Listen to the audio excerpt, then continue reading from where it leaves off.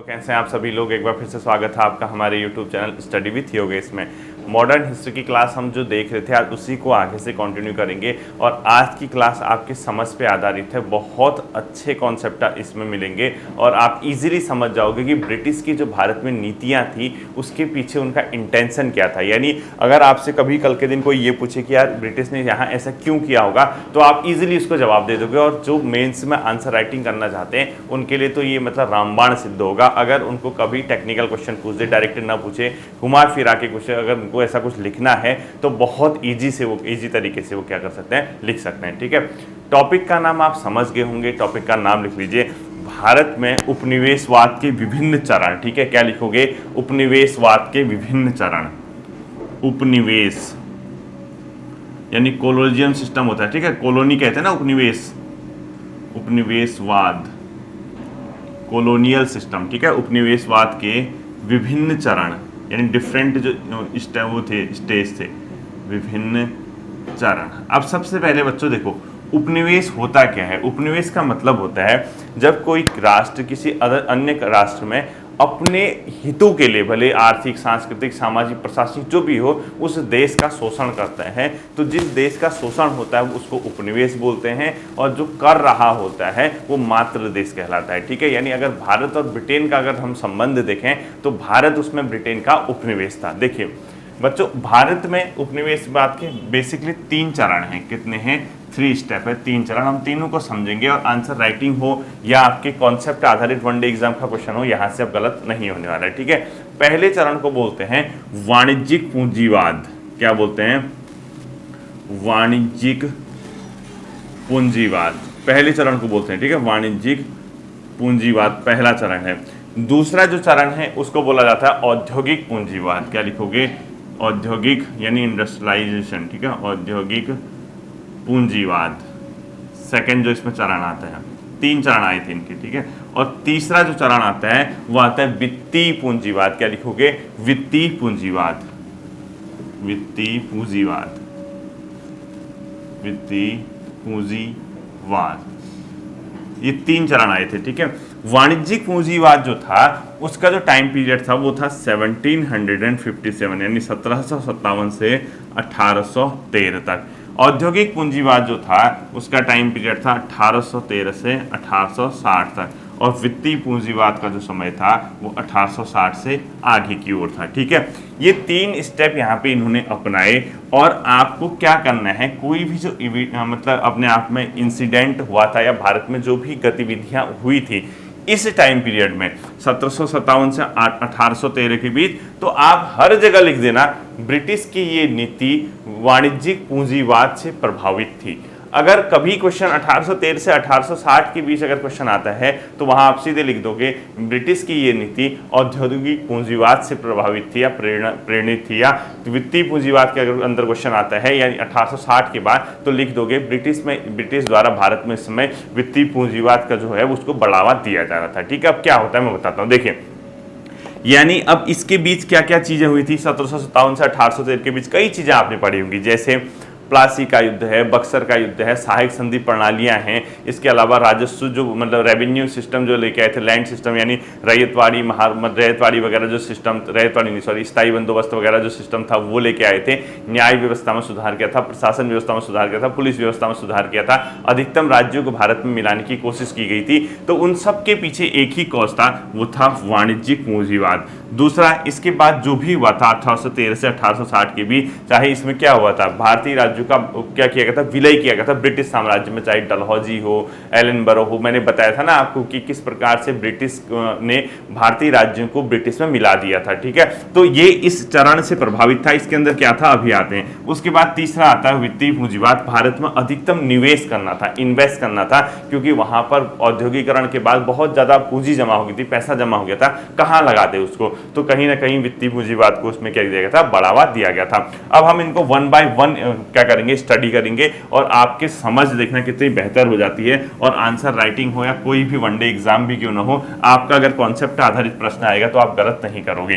तो पहला आपने क्या लिखना है बच्चों, इसको बोलते हैं वाणिज्यिक पूंजीवाद। ठीक है, वाणिज्यिक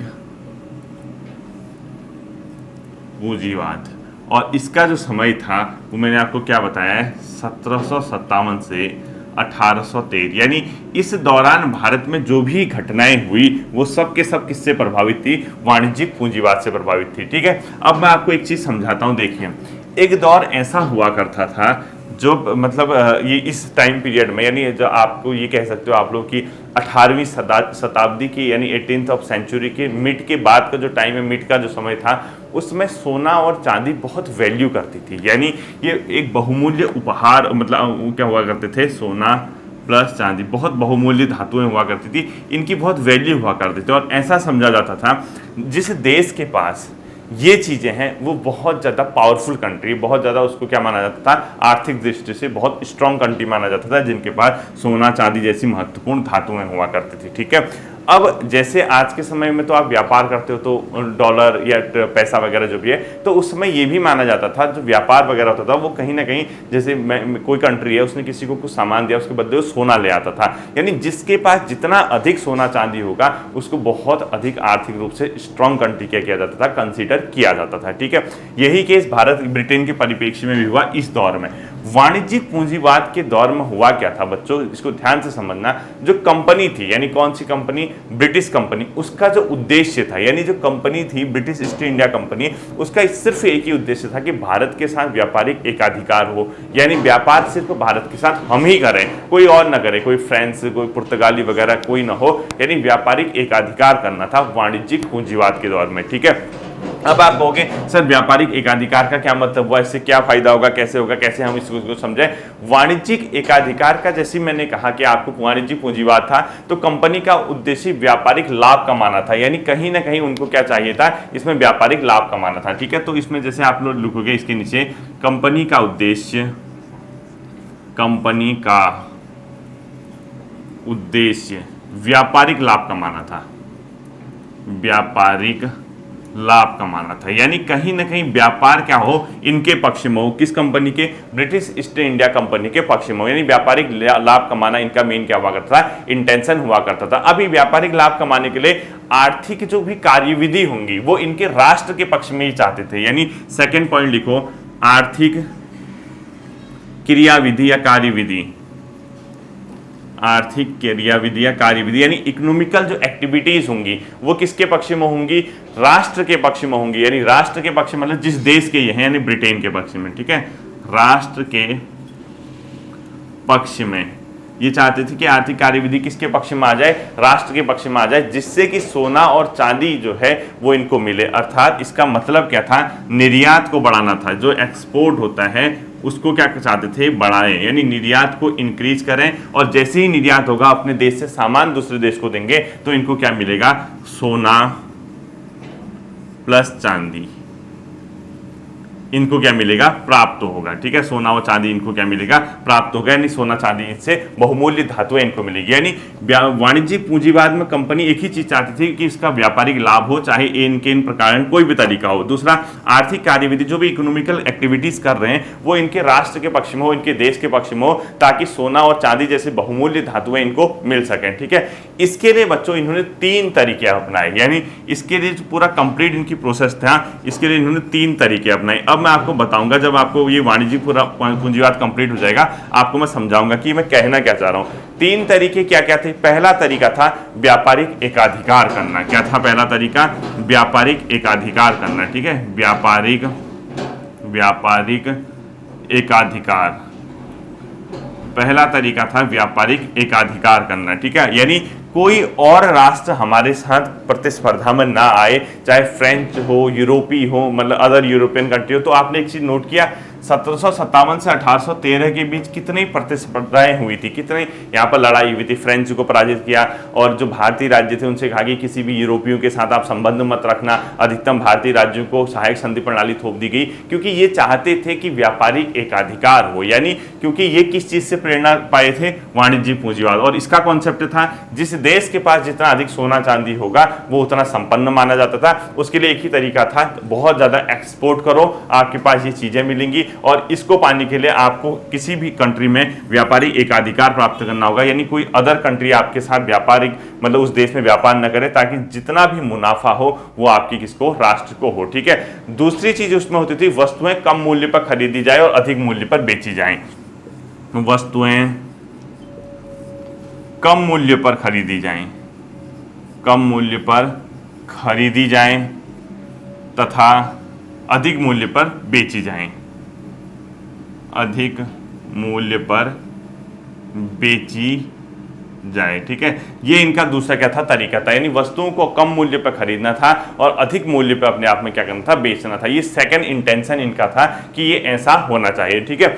अब एक चीज आपको एक चीज ध्यान देखनी है, इस दौरान आपने देखा होगा 1757 से 1813 के बीच जब ब्रिटिश कंपनी यहाँ स्थापित हुई तो इन्होंने किस प्रकार से बंगाल, बिहार, उड़ीसा आदि जगहों पर लूट मचाई। लूट मचाने के बाद सस्ते में उसने सामान खरीदा, अधिक मूल्य पे उसको बेचा और बेचने के बाद उसको मुनाफा हुआ, और इसका जो पूरा श्रेय जाता है वो जाता है वाणिज्यिक पूंजीवाद को। इसके तहत क्या था, कंपनी का उद्देश्य व्यापारिक लाभ कमाना था, आर्थिक कार्यविधि राष्ट्र के पक्ष में करना था। अगर आपसे कभी क्वेश्चन पूछे कि ब्रिटिश की ये नीति किस चीज से प्रभावित थी इस दौरान, कभी सीधे सीधे लिख देना वाणिज्यिक पूंजीवाद से प्रेरित थी, जिसका उद्देश्य अधिकतम लाभ कमाना था, इसलिए इन्होंने ऐसा किया, व्यापारिक एकाधिकार अपनाया, सोना चांदी की अंतर्राष्ट्रीय स्तर पर वैल्यू थी, अधिकतम राष्ट्रों के पास उसको अपने में लेने की प्रतिस्पर्धा चलती थी। ठीक है। तीसरा जो इसका तरीका था वो अपने आप में कौन सा तरीका था, संबंधित क्षेत्रों पर राजनीतिक नियंत्रण, यानी जहां ही व्यापार करते थे, यानी संबंधित क्षेत्रों पर राजनीतिक नियंत्रण, यानी पॉलिटिकल जो अपने आप में क्या करना है, कंट्रोल कर रहे हैं। ठीक है। राजनीतिक नियंत्रण। तो इससे क्या फायदा होगा, इसीलिए आपने देखा होगा सहायक संधि प्रणाली वगैरह करके इस दौरान कई राज्यों को अपने में मिलाया गया, चाहे मराठा हो, मैसूर हो, हैदराबाद हो, ये सब चीजों को कैसे मिलाया, राजनीतिक नियंत्रण कर लिया। तो कहीं ना कहीं वाणिज्यिक पूंजीवाद का जो दौर था वो कब से कब तक चला था, 1757 से 1813 तक। इस दौरान ब्रिटिश कंपनी का उद्देश्य था अधिकतम लाभ कमाना, अधिकतम लाभ कमाने के लिए क्या करना था, व्यापारिक एकाधिकार करना था, ताकि कोई अन्य यूरोपियन कंट्री उसके साथ प्रतिस्पर्धा में ना आए। इसके अलावा जो उनका उद्देश्य था, कम वस्तु चीजों को कम रेट पर खरीद के अधिकतम वैल्यू पे बेचना। इसके अलावा इनका इंटेंशन जो थर्ड पॉइंट था वो था कि राजनीतिक नियंत्रण करना। इसके ब्रैकेट में लिख लो सहायक संधि, ताकि आपकी सीधे समझ आ जाएगी कि हाँ इसका मतलब इन्होंने इस दौरान सहायक संधि की। अब आप रिवर्स गियर में चलो। रिवर्स गियर का मतलब क्या है, आप ये देखिए कि इन्होंने सहायक संधि क्यों की, आपको आंसर मिल जाएगा, वाणिज्यिक पूंजीवाद से प्रेरित।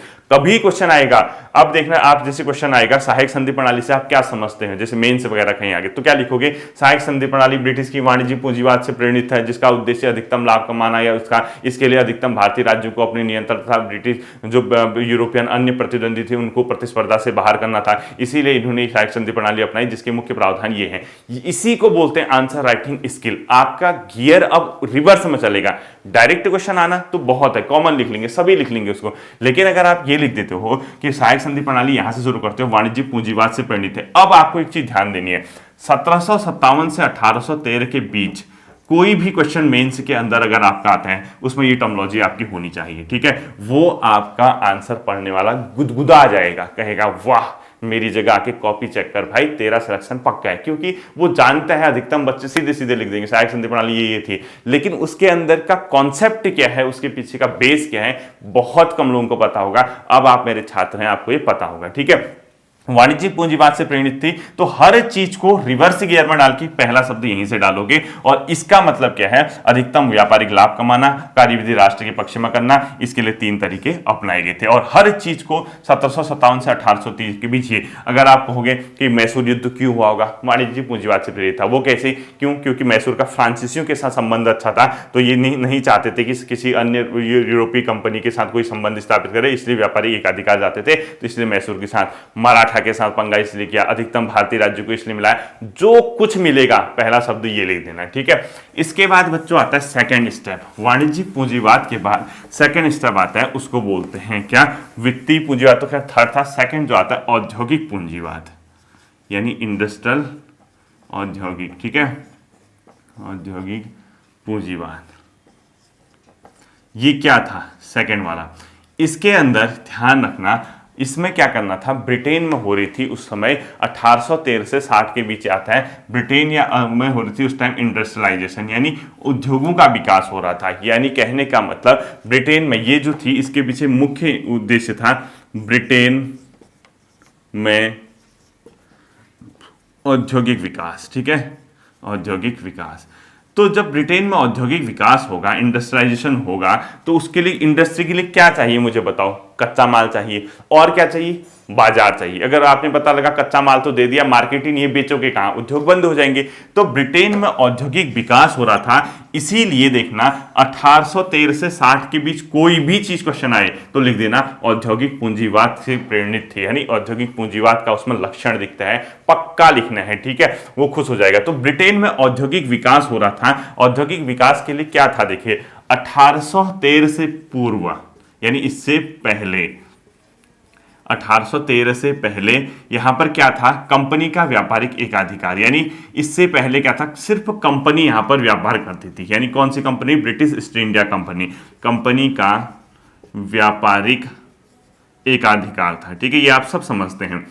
अब कंपनी ये नहीं चाहते थे, जब ब्रिटेन में उद्योग पनप रहे थे और उद्योगों का विकास हो रहा था, तो ब्रिटिश जो उद्योगपति थे वो ये नहीं चाहते थे सिर्फ कंपनी का ही यहाँ पर राज हो, हमें भी मौका मिले व्यापार करने, क्योंकि उद्योग होंगे तो मार्केट और कच्चा माल चाहिए होगा। तो ब्रिटिश संसद में भयंकर दबाव बनाया गया, कई बिजनेसमैन थे वहां पर, उन्होंने ये कहा भाई इनको आपने व्यापारिक एकाधिकार क्यों दिया हुआ है, हमारे लिए भी खोलो मार्केट। तो 1813 में कंपनी का व्यापारिक एकाधिकार भारत के व्यापार से समाप्त कर दिया गया। ठीक है, ये आपको मैंने बहुत बार बताया, कंपनी का व्यापारिक एकाधिकार समाप्त कब हुआ था? 1813 में। तो जैसे ही 1813 में समाप्त हुआ, इसके पीछे का मुख्य उद्देश्य था औद्योगिक पूंजीवाद का विकास। हर चीज वही लिख देना, ब्रिटेन में औद्योगिक पूंजी। इससे क्या हुआ? उद्योगों का विकास हुआ, ब्रिटेन में औद्योगिक विकास हुआ। तो जो उद्योगपति थे उनका ये कहना था कि मार्केट हमारे लिए भी खोलो, हमें भी कच्चा माल चाहिए और हमें भी अपना जो तैयार माल है उसके लिए क्या चाहिए? बाजार चाहिए। तो इसके तहत उन्होंने क्या किया? मुक्त व्यापार प्रणाली शुरू की, फ्री ट्रेड।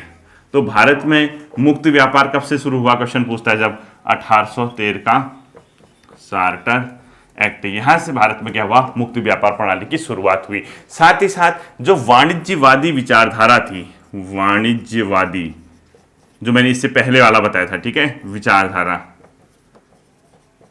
अब औद्योगिक पूंजीवाद में बदल गई, औद्योगिक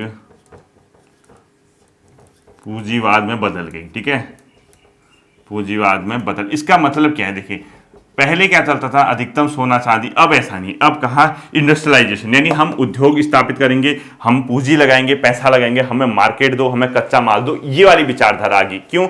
इसके पीछे का मेन जो तर्क था, ये लिखना है आपने। ठीक है, इसके पीछे एक मेन तर्क था, एक बहुत फेमस बुक आई थी, wealth of nation, wealth of nation. ये किसकी है? एडम स्मिथ की। ठीक है, ये पुस्तक जो है ये किसकी है? एडम स्मिथ की। ये भाई साहब लेके आए थे और 1776 में ये पब्लिश हुई। इसने क्या कहा? जो राज्य है, यानी राज्य का हस्तक्षेप बहुत कम होना चाहिए अर्थव्यवस्था में। ठीक है, तो इस बुक में क्या कहा? राज्य का हस्तक्षेप, यानी जो सरकार है, ठीक है, हस्तक्षेप न्यूनतम हो, किसमें? अर्थव्यवस्था में न्यूनतम हो। ठीक है, राज्य का हस्तक्षेप न्यूनतम हो। तो वहां के जो उद्योगपति थे उनको लगा कि हाँ सरकारें हस्तक्षेप कर रही हैं, अब इसका हस्तक्षेप हमें न्यूनतम करना है, तो सरकारों को हटाओ। तो राज्य का हस्तक्षेप न्यूनतम किया गया वेल्थ ऑफ नेशन नामक पुस्तक में। तो इससे वहां के लोग क्या हुए थे? प्रभावित हुए थे और राज्य के हस्तक्षेप को न्यूनतम किया। तो अब क्या करना था इस दौर में? उपनिवेश जो भी थे उनको तैयार माल का आयातक बनाना था, यानी जहां शासन हो रहा है उपनिवेश को तैयार माल का आयातक, जो तैयार होगा इंडस्ट्री में, माल का आयातक तथा कच्चे माल का निर्यातक बनाना था, कच्चे माल का निर्यातक। यानी इसको ध्यान रखना, जो उपनिवेश होंगे उनको क्या करना था? तैयार माल का आयातक और कच्चे माल का निर्यातक बनाना था। उससे आगे देखना। तो इस दौर में औद्योगिक पूंजीवाद, जो ये वाला टाइम पीरियड है, वहां क्या हो रहा था, इनको एक मार्केट मिल चाहिए थी। किसको? ब्रिटिश ईस्ट इंडिया कंपनी को। मार्केट में क्या होगा, क्योंकि ब्रिटेन में औद्योगिक क्रांति उत्पन्न होगी थी, मार्केट में सामान बेचा जाएगा और भारत से कच्चा माल लेके वहां भेजा जाएगा। तो कंप्लीटली जो इनका इंटेंशन था, यानी कभी भी क्वेश्चन 1813 से 60 के मध्य का आता है, यानी आप सीधे सीधे लिख लेंगे यह औद्योगिक पूंजीवाद से प्रेरित था। ब्रिटेन में उद्योगों का विकास हो रहा था, उपनिवेश या भारत को कच्चे माल का आयातक और ना कच्चे माल का निर्यातक, वो जो तैयार माल है यानी तैयार माल का बाजार यानी आयातक बनाना था। यानी ब्रिटेन में जो उद्योग होंगे उससे तैयार जो माल होगा भारत के बाजार में आएगा, उसको मार्केट मिलेगी, सामान सप्लाई होगा। जो भारत में कच्चा माल है, भारत में उद्योगों का विकास किया नहीं, वो कहां जाएगा? ब्रिटेन में जाएगा। तो मुनाफा किसको होना था? ब्रिटिश को होना था। ठीक है, तो ये था औद्योगिक पूंजीवाद का चरण। तो इसके लिए इन्होंने क्या किया, इसी वजह से ध्यान रखना, परिवहन, अलग अलग ग्रैंड ट्रंक रोड सुनते होंगे, रेलवे वगैरह सब, रेलवे, ठीक है, क्यों? रेलवे से सामान एक जगह से दूसरी जगह बहुत इजीली पहुंचाया जा सकेगा, इसीलिए रेलवे का विकास हुआ। ये मत सोचना कि आपकी जो सवारी करने के लिए रेलवे का विकास किया गया था। ब्रिटिश ने रेलवे का या परिवहन का विकास या तार सुविधाओं का अपनी सुविधा के लिए किया, ताकि रेलवे से कच्चा माल एक जगह से दूसरी जगह आसानी से पहुंचाया जा सके। दूसरा, जो बंदरगाह वगैरह है वहां से जो तैयार माल है उसको भारत के मार्केट में रेलवे के माध्यम से पहुंचाया जा सके। साथ ही साथ अगर कभी किसी भारतीय ने या कभी कहीं पे विद्रोह होता है तो रेलवे के माध्यम से सैनिकों को एक जगह से दूसरी जगह इजीली सप्लाई किया जा सके, इसीलिए रेलवे का विकास हुआ था। ठीक है, तो परिवहन, रेलवे, इसके अलावा कानून व्यवस्था, राज्यों का विलय, सब किससे प्रेरित था? ये कानून व्यवस्था सुना होगा आपने, विधि सदस्य बन के आए थे कौन? मैकाले। कानून व्यवस्था, सामाजिक सुधार, भारत में हो रहा था ना सामाजिक सुधार, सती प्रथा का अंत, बाल विवाह का अंत, दास प्रथा का अंत, विधवा पुनर्विवाह। क्यों सामाजिक सुधार में ब्रिटिश ने हस्तक्षेप किया? क्यों? क्योंकि वो औद्योगिक पूंजीवाद से प्रेरित थे। जब समाज को नहीं सुधारेंगे, समाज पुरानी विचारधारा का रहेगा, तब तक उनका सामान कौन खरीदेगा? उन्होंने शिक्षा प्रणाली, दूसरा इसके अलावा शिक्षा प्रणाली, ब्रिटिश शिक्षा प्रणाली लिख दो। ब्रिटिश भारतीयों को जो है अंग्रेजी शिक्षा देना, ब्रिटिश शिक्षा प्रणाली लिख दो, ब्रिटिश शिक्षा प्रणाली। ठीक है, जब भारतीयों को ब्रिटिश शिक्षा दोगे तभी तो वो उनकी वस्तुओं के ओर आकर्षित होंगे ना। और साथ ही साथ इसके अलावा क्या किया गया था? राज्यों का विलय, सब इसी के कारण हुआ था। राज्यों का विलय, डलहौजी ने कितने राज्यों का विलय किया ब्रिटिश में? क्यों? ये राज्यों का विलय करेंगे तो डायरेक्ट इनके नियंत्रण में आएंगे, तो अपना माल यहाँ सप्लाई कर सकेंगे। तो कंप्लीटली 1813 से 60 के बीच का अगर क्वेश्चन आता है तो सीधे सीधे लिख दोगे कि किससे प्रभावित है? औद्योगिक पूंजीवाद से ये प्रभावित था। ठीक है, जो इसके बाद बच्चों तीसरा और अंतिम चरण आता है उसको बोला जाता है वित्तीय पूंजीवाद। थर्ड चरण क्या लिखोगे? वित्तीय पूंजीवाद। अब समझ जाना, आपको क्वेश्चन के आंसर लिखने हैं या वनडे एग्जाम देना है, कहीं ना कहीं इन टर्मोलॉजी को ब्रिटिश के किस तरीके से आपने देखना है, कैसे ये प्रभावित हुए थे वो देखना है। ठीक है, 1860 के प्लस आया था। इसमें क्या करना था? देखिए, वित्तीय पूंजीवाद के टाइम पे हुआ क्या था, एक तो मजदूर सस्ते मिल गए थे, यानी बहुत लेबर जो हो गया था सस्ता हो गया था। सस्ते मजदूर की उपलब्धता थी, सस्ते मजदूर क्या थे? उपलब्ध थे, पहली कंडीशन इस टाइम पे। ठीक है, दूसरा, जो सस्ते मजदूर के अलावा कच्चा माल था वो भी पर्याप्त मात्रा में था भारत में। कच्चा माल ये भी क्या था? ज्यादा मात्रा में था। इसके साथ साथ ब्रिटेन में जो उद्योगों के कारण जो पैसा लाभ कमाया था, यानी ब्रिटिश पूंजी, वो कहाँ निवेश करते? यानी ब्रिटिश पूंजी भी क्या थी? मार्केट में अधिक थी, उसको उनको इन्वेस्ट करना था, पैसा इन्वेस्ट करना था। साथ ही साथ विदेशों से भी क्या हो रहा था? निवेश हो रहा था, क्योंकि अब ये 1860 आते आते सिर्फ ब्रिटिश ही नहीं था जो औद्योगिक क्रांति कर चुका था, अमेरिका और जापान भी इसका प्रतिनिधित्व क्या करते थे? इसको टक्कर देते थे, यानी विदेशी निवेश भी बढ़ रहा था, निवेश भी बढ़ रहा था। जब ये सब घटनाएं हो रही थी, यानी इस प्रकार की घटनाएं चल रही थी, तो उपनिवेशों हेतु अंतर्राष्ट्रीय प्रतिस्पर्धा भी बढ़ने लगी। यानी जो उपनिवेश थे, जो गुलाम बनाए हुए थे, उनके लिए अंतर्राष्ट्रीय प्रतिस्पर्धा, उपनिवेश हेतु अंतर्राष्ट्रीय प्रतिस्पर्धा यानी कंपटीशन बढ़ने लगी थी। ठीक है, यानी ये सब चीजें हो रही थी, तो कहीं ना कहीं ये करना था, जो पैसा है उसको क्या करना था? भारत में इन्वेस्ट करना था, उसको लगाना था। और डर ये थी कहीं जापान, जैसे इसके ब्रैकेट में लिखो अमेरिका प्लस जापान एग्जाम्पल में, यानी कहीं ना कहीं इनके पास भी क्या हो गया था? इसके कॉम्पिटिटर हो गए थे अमेरिका जापान, यहाँ भी इंडस्ट्रियलाइजेशन हो गया था। इनको ये डर लगी कहीं ये लोग यहाँ पर आके भारत में इन्वेस्ट करके भारत में अपना शासन स्थापित न कर रहे। ठीक है, तो ये सब चीजें जब हो रही थी तो इसके लिए इन्होंने वित्तीय पूंजीवाद का टर्मोलॉजी को क्या किया था? गढ़ा हुआ था, यानी वित्तीय पूंजीवाद टर्मिनोलॉजी आई। और इसके पीछे मेन जो कारण था वो क्या था, वित्तीय पूंजीवाद के पीछे कारण क्या था, कारण क्यों आखिर वित्तीय पूंजीवाद लेके आए, वो ध्यान रखना। ये जो पॉइंट है ये तो क्या है, वित्तीय पूंजीवाद। यानी अगर आपके पास बताओ कहीं पर कच्चा माल है, आप क्या इन्वेस्ट नहीं करोगे? अगर आपके पास पैसा है, लेबर सस्ता है, आप इन्वेस्ट करोगे नहीं करोगे? बिल्कुल करोगे। आपके पास ब्रिटिश पूंजी, ब्रिटिश का हम अंदर थे, उनके पास अच्छा खासा पैसा था, आप इन्वेस्ट करोगे। आपके पास फॉरेन जो इन्वेस्टमेंट हो रहा है, आपको प्रतिस्पर्धा मिल रही है, आपको डर लग रहा है कहीं भारत हमसे न छिन जाए, उपनिवेश हमसे न छिन जाए, तो वित्तीय पूंजीवाद को जो प्रेरणा दे रहे थे, ये तो इसको क्या कर रहे थे, प्रेरणा दे रहे थे। ये सारे पॉइंट वित्तीय पूंजीवाद को क्या कर रहे थे, प्रेरणा। वित्तीय पूंजीवाद कुछ नहीं है, आपको पैसा लगाना है, चाहे बैंक के माध्यम से लगाओ, कैसे भी लगाओ, तो ये पॉइंट क्या कर रहे थे, इसको प्रेरणा दे रहे थे, इसको मतलब क्या कर रहे थे, बढ़ावा। अब इसके पीछे कारण क्या था वित्तीय पूंजीवाद? इसके पीछे जो मेन कारण आते हैं बच्चों, एक तो आता है कि 19th सेंचुरी में औद्योगिक विकास हुआ और कच्चे माल और खाद्यान्न की आवश्यकता को महसूस किया। 19वीं सदी में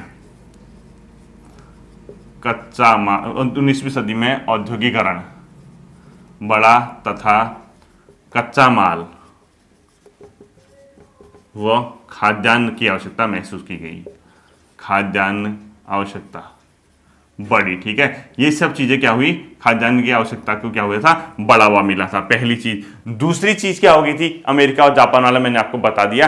तीसरा लिखना है, जो विकसित देश थे, जो डेवलप्ड कंट्री थे, उनके पास बहुत पूंजी क्या हो गई थी, इकट्ठा हो गई थी। ठीक है, विकसित देशों के पास पूंजी का जमाव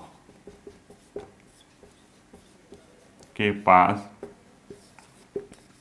पूंजी का जमाव। ठीक है, ये सब चीजें हो रही थी। अब इन्होंने क्या किया, देखिए 1860 के बाद, ध्यान से सुनना, 1857 की जब क्रांति हुई थी, उसमें इनको ये लग गया था कि यार भारत में हमने कुछ गड़बड़ कर दी है, इतना बड़ा विद्रोह, अब वो तो स्वीकार नहीं करेंगे, लेकिन हुआ तो सही। इनको ये डर लगा कि कहीं राष्ट्रवाद का विकास न हो जाए, कहीं हमें भारत से हाथ न जोड़ना पड़े, ये कहीं इकट्ठा न हो जाए। तो इन्होंने एक पॉलिसी अपनाई। इन्होंने कहा यार आप एक काम करते हैं, भारतीय राज्यों के मामले में हस्तक्षेप करना छोड़ देते हैं। तो देखा आपने, नोट किया, 1860 के बाद किसी भारतीय राज्य को इन्होंने कब्जे में नहीं लिया। जब डलहौजी था, पंजाब, सिंध वगैरह क्या क्या पता नहीं क्या मिलाते, सिंध तो पहले मिला था, पंजाब, अवध, मैसूर भी पहले हो गया था, इसके अलावा झांसी वगैरह, कई सतारा, महाराष्ट्र के जो भी इलाके हैं, इनको इन्होंने मिलाया। लेकिन जैसे 1857 की क्रांति हुई, क्रांति के बाद इनको जो बहुत बड़ा धक्का लगा कि भारत में विद्रोह उत्पन्न हो सकता है, भारत में कहीं राष्ट्रवाद का विकास न हो, तो इन्होंने भारतीयों को ललचाने के लिए, कारण ये था, ठीक है, मेन कारण ये था, इस चीज से इनको प्रेरणा मिल रही थी, डर थी कि कहीं कोई दूसरा, तो वो साथ साथ ही ये कारण थे।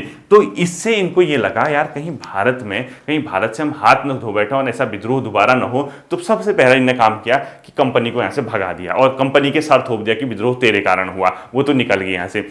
दूसरा, भारतीय राज्यों के मामले में हस्तक्षेप करने की नीति को बंद कर दिया, बोला भारतीय राज्यों को हस्तक्षेप नहीं करेंगे, ऐसा ही विद्रोह दोबारा भी हो सकता है। तीसरा, गवर्नर, क्योंकि गवर्नर टर्मिनोलॉजी अपने आप में लाट साफ टाइप की शब्द टर्मिनोलॉजी है ना, बहुत हाईफाई लगता है, उसको हटा के वाइसराय शब्द दे दिया गया ताकि भारतीय थोड़ा शांत रहे। जैसे बोलते हैं ना, बड़ा गवर्नर बन रहा है लेकिन बड़ा वाइसराय बन रहा है, तो बहुत ज्यादा आपको डिफरेंस लग रहा होगा। गवर्नर टर्मिनोलॉजी हाईफाई लेवल की लगती है, वाइसराय नॉर्मल। तो भारतीयों को बहलाने फुसलाने के लिए और ये दिखाने के लिए कि हम भारत में इन्वेस्ट कर रहे हैं, भारत का विकास कर रहे हैं, कारण ये था, ये सब चीजें इन्होंने की। और टोटल ही वो किस चीज से प्रेरणा मिली थी इनको, वित्तीय पूंजीवाद से प्रेरणा मिली थी। इन सब चीजों के पीछे लास्ट में इन्होंने क्या कहा, भारत में कोई राष्ट्रवाद का विकास नहीं हुआ है, जो 1857 की क्रांति वगैरह है वो छुटमुट विद्रोह होते रहते हैं। तो भारत अभी शैशवावस्था में है, बच्चे की अवस्था में है, यहां पर कोई भी अपने आप में क्या है, राष्ट्रवाद का विकास नहीं है। तो इन्होंने क्या किया, इस थर्ड चरण में जो अपने रेलवे, बागान, अलग अलग बागान वगैरह किए थे, ठीक है, चाहे रेलवे हो, बागान हो, या इसके अलावा बैंकिंग है, व्यापार है, जहां भी इन्होंने पैसा लगाया था, बैंकिंग, व्यापार आदि में ब्रिटिश पूंजी का संरक्षण करना इनका उद्देश्य था। ब्रिटिश पूंजी का संरक्षण करना इनका उद्देश्य था, ठीक है, इस चरण में करना इनका क्या हो गया था, उद्देश्य हो गया था, ये चाहते थे। तो आपको क्या करना है, तीनों ही अगर कभी भी क्वेश्चन आते हैं तो इन तीनों टर्मिनोलॉजी को समझना और आपको सीधे सीधे ये देखना है कि घटना किस समय की है, यानी किस समय ये घटना घटित हो रही है। 1757 से 1813 के बीच होगा, तो वाणिज्यिक पूंजीवाद लिख देना और हर जगह आपको बता देना कि इन्होंने ऐसा किया। 1813 से 1860 होगा तो समझना ब्रिटेन में औद्योगिक क्रांति का विकास हुआ है, इनको कच्चा माल चाहिए यहाँ और मार्केट चाहिए, तो उसी से अपनी प्रेरणा लेंगे। और 1860 के बाद इनको पता है कि अंतर्राष्ट्रीय स्तर पर प्रतिस्पर्धा हो रही है, इनको इन्वेस्ट करना था। ठीक है, इन 3 चरणों के ही आधार पर हम कंप्लीट मॉडर्न हिस्ट्री के कॉन्सेप्ट को एक्सप्लेन कर सकते हैं और अच्छी खासी आंसर राइटिंग भी कर सकते हैं, अच्छे से हम इसको समझ सकते हैं। ठीक है, फिर मिलते हैं अगले सेशन पे, अपना ध्यान रखिए, थैंक यू।